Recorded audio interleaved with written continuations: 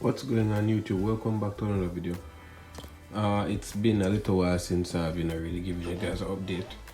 The last time I posted, I showed the car being pulled down and how the gearbox look after running 3S on it.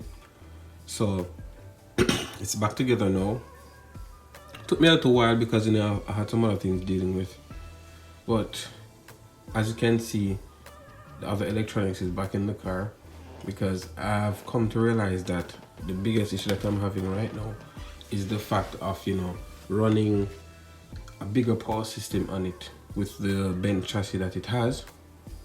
So I'm realizing that the best thing for me to do now is to logically run the car on this current power setup and nothing faster and stronger.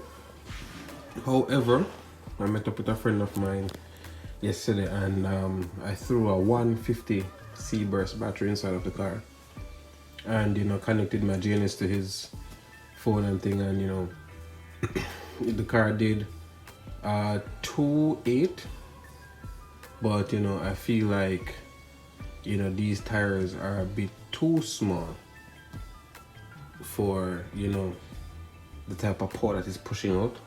So all I think I need to do is just up the C rating on the battery that I'm running. So 150 looks like a nice little mark to start with. And as I said before, that I am waiting for some other small parts to come in.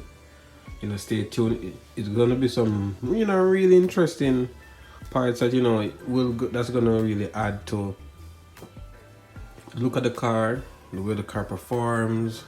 Just stay tuned. You guys gonna see what's going on. However, if you can see, I'm running some different springs that's different from these ones right here. Those are not so stiff like these ones, and I'm currently running the 30 weight shock oil inside of them. So at the end of the day, a few minor changes, have some other changes to make, because at the end of the day, when I made that pass and did that time, the car was basically, what to say, the ESC was on 6, the punch setting was on 6 out of 9, but full boost though, full timing, 26 degrees. So that's not bad.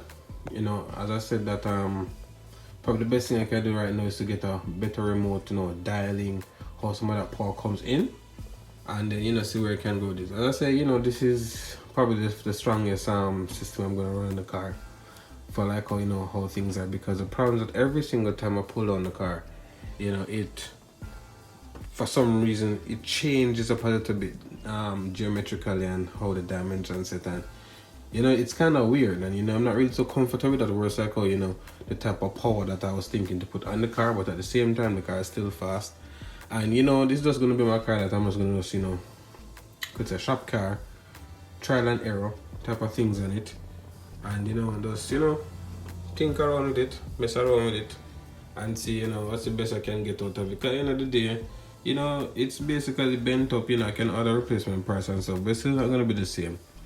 But it's tracking straight for the most parts. Really love this chassis regardless. But one of the main reasons though for really getting into a different type of point of view where I'm putting back this electronics in is because there's another chassis that I've identified that's really light, even lighter than this one, and it doesn't take much to spool it. It's basically gear to diff type of setup, front wheel drive chassis. So I'm gonna look back into those ones and see, because those will give me good power to weight ratio as well. So like, share and subscribe, stay tuned, leave a comment, and look out for more content. As I said, another build coming soon, and this one is gonna really blow you guys' mind, no doubt. So stay tuned.